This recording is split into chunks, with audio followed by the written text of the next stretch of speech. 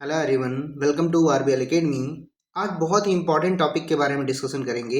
आप सभी जानते हैं अभी हाल ही में भारत का बजट पेश किया गया और भारत का बजट हमें आपको और भारत की अर्थव्यवस्था को इम्पैक्ट करता है। आइए मिलकर समझते हैं कौन कौन से बहुत इंपॉर्टेंट और हाईलाइटेड पॉइंट थे। तो चलिए वीडियो को स्टार्ट करते हैं। एक जानकारी आप सभी के लिए, यदि आपने इकोनॉमिक सर्वे का वीडियो नहीं देखा है तो आप सभी को डिस्क्रिप्शन में मिल जाएगा, जरूर देखिएगा। चलिए वीडियो को स्टार्ट करते हैं। नमस्कार। आज हम केंद्रीय बजट 2025-26 के उन सबसे जरूरी पहलुओं को समझने जा रहे हैं जो सिविल सेवा परीक्षाओं के लिहाज से बहुत महत्वपूर्ण हैं। देखिए, ये सिर्फ आंकड़ों का खेल नहीं है, ये भारत की आर्थिक दिशा का एक पूरा रोड मैप है। तो चलिए इसे परीक्षा के नजरिए से डिकोड करते हैं।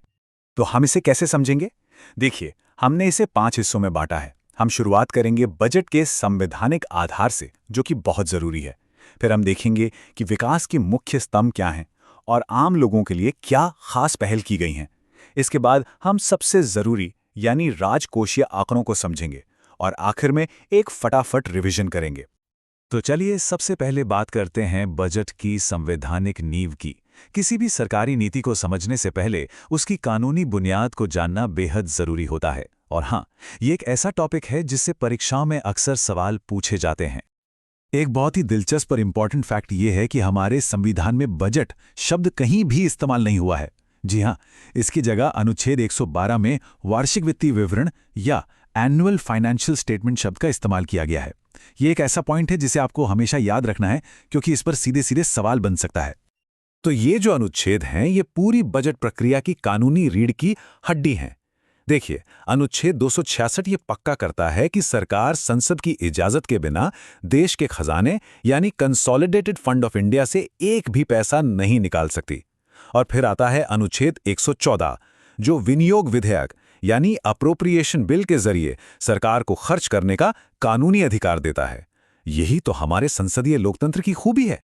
अच्छा, तो संवैधानिक प्रक्रिया को समझने के बाद अब हम बजट के बिल्कुल कोर में उतरते हैं, मतलब वो घोषणाएं जो भारत के विकास को रफ्तार देने वाली हैं। इस सेक्शन में हम देखेंगे कि विकास के वो बड़े स्तंभ कौन से हैं।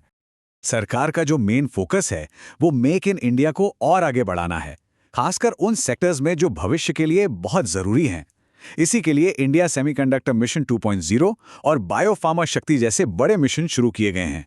और हाँ, इन इंडस्ट्रीज को बढ़ावा देने और निवेश खींचने के लिए कुछ टारगेटेड टैक्स सुधार भी किए गए हैं, जैसे अनिवासियों को इनकम टैक्स में छूट और कुछ चीजों पर कस्टम ड्यूटी कम करना।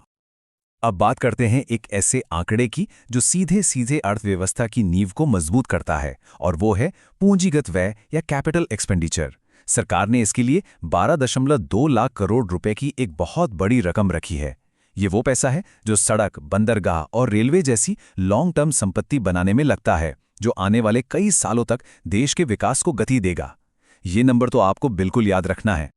तो सवाल उठता है कि इतना सारा पैसा जा कहाँ रहा है? इसका एक बड़ा जवाब है ये। सूरत से लेकर दनकुनी तक एक नया माल गलियारा यानी डेडिकेटेड फ्रेट कॉरिडोर बनाया जाएगा। ये कॉरिडोर भारत के पश्चिमी तट को सीधे पूर्वी तट से जोड़ेगा। सोचिए, ये प्रोजेक्ट देश में व्यापार और सामान की आवाजाही की पूरी तस्वीर बदल सकता है। सिर्फ माल ढुलाई ही नहीं, बल्कि आम लोगों के सफर और औद्योगिक विकास पर भी पूरा जोर है। जैसा कि हम यहां देख सकते हैं, 7 नए हाई स्पीड रेल कॉरिडोर बनाने का प्रस्ताव है। इसके साथ ही पूर्वोदय योजना के तहत पूर्वी तट पर एक इंडस्ट्रियल कॉरिडोर बनेगा और नदियों के रास्ते ट्रांसपोर्ट को बढ़ावा देने के लिए 20 नए राष्ट्रीय जलमार्ग भी शुरू किए जाएंगे। ठीक है, बड़े बड़े इंफ्रास्ट्रक्चर प्रोजेक्ट्स तो अपनी जगह है, लेकिन बजट का एक दूसरा और बहुत जरूरी पहलू है समावेशी विकास। तो अब हम उन पहलुओं पर नजर डालेंगे जिनका मकसद विकास के फायदे को समाज के हर इंसान तक पहुंचाना है। इस बजट में स्वास्थ्य और छोटे कारोबारों पर खास ध्यान दिया गया है। जैसे मेंटल हेल्थ की बढ़ती जरूरत को देखते हुए रांची और तेजपुर में निम्हांस 2 की स्थापना होगी। वहीं भारत को मेडिकल टूरिज्म का हब बनाने की भी कोशिश है और छोटे शहरों में जो एमएसएमईज हैं, उनको प्रोफेशनल मदद देने के लिए कॉर्पोरेट मित्र नाम की एक दारुण योजना शुरू की जाएगी। चलिए, अब आते हैं उस हिस्से पर जहां से परीक्षाओं में सबसे ज्यादा सवाल बनते हैं, यानी बजट के आंकड़े या फिस्कल मैथ। ये नंबर न सिर्फ देश की आर्थिक सेहत का आईना है, बल्कि आपके एग्जाम के लिए भी बहुत जरूरी है। किसी भी बजट में जिस एक नंबर पर सबकी नजर होती है, वो है राजकोषीय घाटे का लक्ष्य। तो सवाल ये है कि आने वाले साल के लिए ये टारगेट क्या है? तो जवाब है 4.3%। सरकार ने वित्तीय वर्ष 2026-27 के लिए राजकोषीय घाटे का लक्ष्य देश की जीडीपी का 4.3% रखने का फैसला किया है। ये नंबर सरकार के वित्तीय अनुशासन यानी फिस्कल डिसिप्लिन को दिखाता है। इस चार्ट में एक बहुत ही इंटरेस्टिंग कहानी छिपी है। इसे कहते हैं राजकोषीय समेकन यानी फिस्कल कंसोलिडेशन। इसका सीधा सा मतलब है कि सरकार अपने घाटे को लगातार कम कर रही है। आप देख सकते हैं कि महामारी के समय जो घाटा 9.2% तक पहुंच गया था, उससे अब धीरे धीरे नीचे लाया जा रहा है। ये अर्थव्यवस्था के लिए एक बहुत ही अच्छा संकेत है। अच्छा, तो सरकार के पास पैसा आता कहां से है? अगर हम मान लें कि सरकार के पास 100 रुपए आते हैं, तो उसमें से सबसे बड़ा हिस्सा यानी 24 रुपए उधार और देनदारियों से आता है। मतलब सरकार अपने खर्चों को पूरा करने के लिए कर्ज लेती है। इसके बाद इनकम टैक्स और कॉर्पोरेशन टैक्स से पैसा आता है। और ये पैसा खर्च कहाँ होता है? देखिए, हर 100 रुपए में से सबसे बड़ा हिस्सा यानी 22 रुपए टैक्स में राज्यों को उनके हिस्से के तौर पर चला जाता है। और उसके ठीक बाद 20 रुपए पुराने कर्जों पर सिर्फ ब्याज चुकाने में खर्च हो जाते हैं। ये दो खर्चे सरकार के बजट का एक बहुत बड़ा हिस्सा ले जाते हैं। ये टेबल एक तरह से सरकार का पूरा हिसाब किताब है। और यहां एक चीज पर गौर करना बहुत जरूरी है, वो है पूंजीगत व्यय यानी कैपिटल एक्सपेंडिचर। ये पिछले साल के 11 लाख करोड़ से बढ़कर इस साल 12.2 लाख करोड़ रुपए हो गया है। ये बढ़ोतरी साफ दिखाती है कि सरकार का फोकस लॉन्ग टर्म एसेट बनाने पर है, जो कि एक बहुत पॉजिटिव साइन है। चलिए अब इस पूरे विश्लेषण को समेटते हैं और फटाफट एक क्विक रिवीजन कर लेते हैं उन सारे पॉइंट्स का जो एग्जाम के लिए सबसे ज्यादा जरूरी हैं और जिन्हें आपको भूलना नहीं है।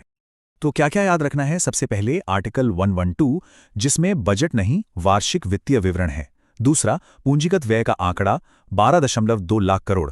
तीसरा, राजकोषीय घाटे का लक्ष्य 4.3%। और हां, नया फ्रेट कॉरिडोर सूरत से दनकुनी तक।